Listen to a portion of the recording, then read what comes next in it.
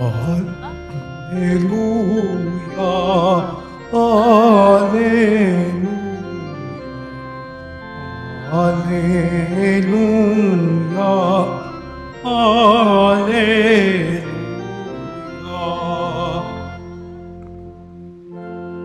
Hilingin ko sa Ama, Espiritu'y sugul niya, upang sumainyo tuwina. Alleluia, Alleluia,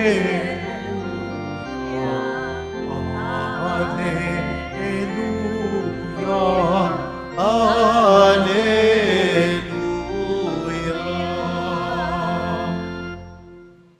Sumainyo ang Panginoon. At sumaiyo rin. Ang mabuting balita ng Panginoon ayon kay San Juan. Papuri sa iyo, Panginoon. Noong panahong iyon, sinabi ni Jesus sa kanyang mga alagad, "Marami pa akong sasabihin sa inyo, ngunit hindi pa ninyo kayang unawain ngayon. Pagdating ng Espiritu ng katotohanan, tutulungan niya kayo upang maunawaan ninyo ang buong katotohanan, sapagkat magsasalita siya hindi sa ganang kanyang sarili. Sasabihin niya sa inyo ang kanyang narinig at ipahayag ang mga bagay na darating.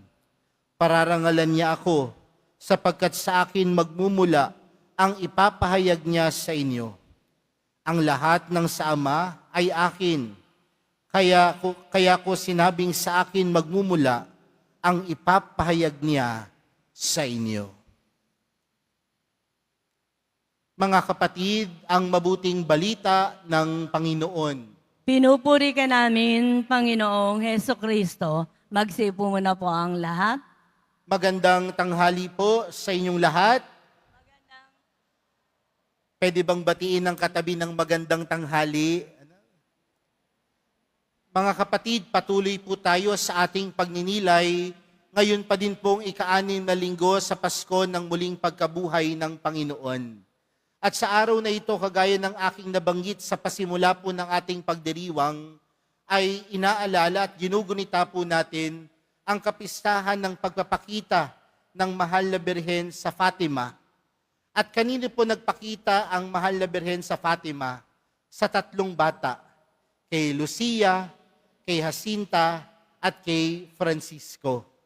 At 2 po dito sa mga batang ito ay naideklara na pong santo. At ang isa po ay patungo po sa pagiging santo. Pero mga kapatid, alam po natin na ang bawat isa sa atin nangangarap din naman pong maging santo. Tama po ba? Sana naman po. Nandun po sa pangarap natin bilang mga Kristiyano, ang pagsusumikap po natin na balang araw, tayo din ay maging mga banal. Kaya ho, magandang tanungin, paano po ba natin naiintindihan ng kabanalan? Paano po ba tayo nagsusumikap na maging isang tunay na banal? Madalas po kapag sinabi natin na ang isang tao ay banal, yan po yung mga taong nakikita natin sa loob ng simbahan, na nagdarasal, nag-aalay ng kung ano-ano sa simbahan, nag-aalay ng kandila, nag-aalay ng panalangin. Marahil ang sasabihin ng ilan, ang taong yan, Father, banal, kasi hindi yan marunong magalit. Ang taong yang banal, kasi lagi ko yan nakikita doon sa simbahan, nananalangin, nagdarasal. Pero mga kapatid, ano po ba ang tunay na kabanalan? Ang kabanalan, mga kapatid, ay tunay na pagtanggap kay Jesus. Alam niyo po, nung pinagninilayan ko po ang kapistahan natin para sa araw na ito, natanong ko sa aking sarili, nagpakita ba ang Mahal na Birhen sa 3 bata na ito dahil sila ay banal? O naging tunay na banal ang mga batang ito dahil nagpakita sa kanila ang Mahal na Birhen? Ano kaya ang kasagutan doon? Mga kapatid, mga simpleng bata ang mga batang pinagpakitaan ng mahal na Birhen. Pero ngunit sa kanilang kasimplehan, tunay silang naging banal. Ibig sabihin mga kapatid, ang bawat isa pala sa atin may kakayanan maging banal. Bakit? Dahil hindi lang nagpapakita sa atin ang Panginoon, hindi lang basta nagpapakita sa atin ang mahal na Birhen. Tandaan po natin mga kapatid, na kapag tayo ay dumadalo ng Eukaristiya, hindi lang nagpapakita si Jesus bilang isang tinapay at bilang isang alak. Ngunit tinatanggap natin ang Panginoon sa ating mga puso at kalooban sa pamamagitan ng kanyang katawan na ipinagkakaloob sa atin. Sa banaling salita po mga kapatid, ang Eukaristiya, ang pagdalo kay Jesus, ang pagtanggap kay Jesus, ang siyang tunay na nagpapabanal sa ating buhay.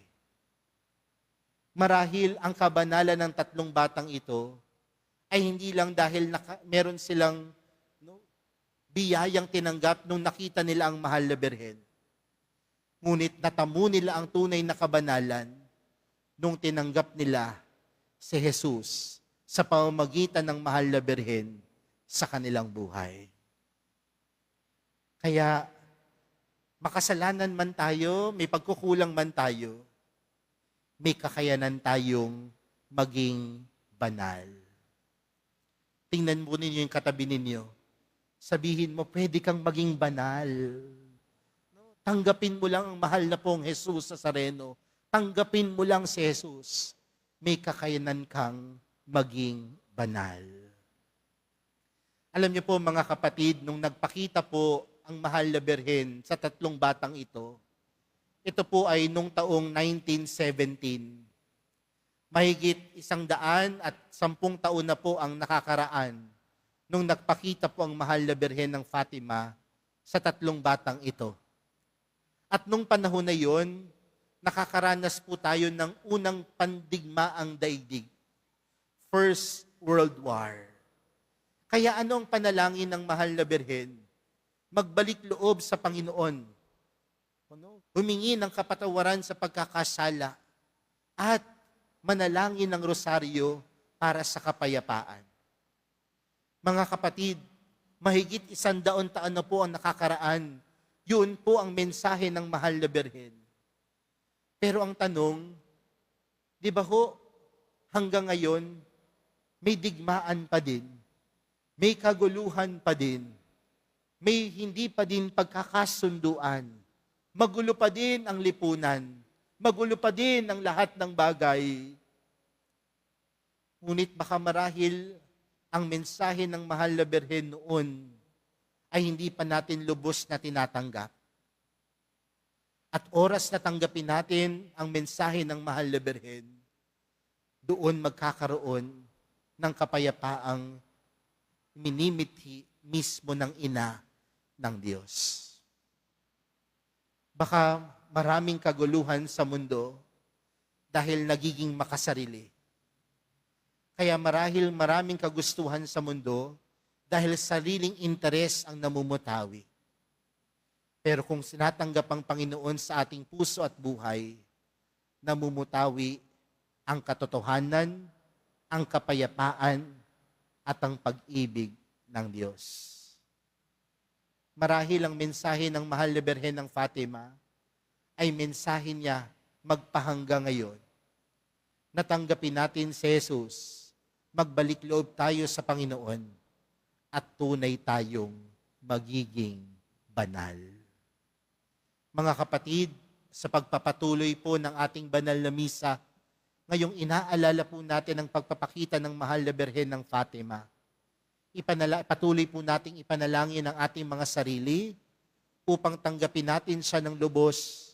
At kapag sa pagtanggap natin ng lubos sa Kanya, tunay tayong magiging banal ng may kapayapaan at pag-ibig. Ipanalangin din natin ang bawat isa na tunay nating matanggap ang mensahe ng mahal na Birhen upang tunay tayong magkaroon ng pagbabalik loob sa Kanya at makamit ang kapayapaan sa ating sarili at higit sa lahat, kapayapaan sa buong mundo.